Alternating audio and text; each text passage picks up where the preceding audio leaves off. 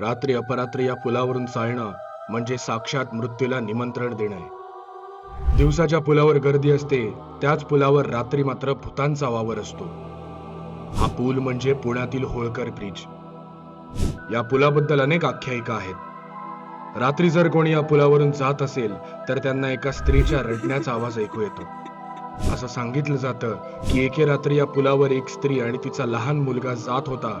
त्यावेळी भरधाव वेगाने जाणाऱ्या कारने त्या मुलाला धडक दिली आणि त्याचा मृत्यू झाला. त्या धक्क्यामुळे त्या स्त्रीनेही पुलावरून उडी मारून स्वतःला संपवलं.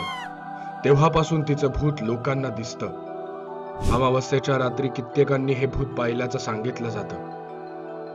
दुसऱ्या एका दंतकथेनुसार हा पूल 17व्या शतकातील स्मशानभूमीवर बांधला असल्याने इथे भूतांचा वावर आहे असं सांगतात.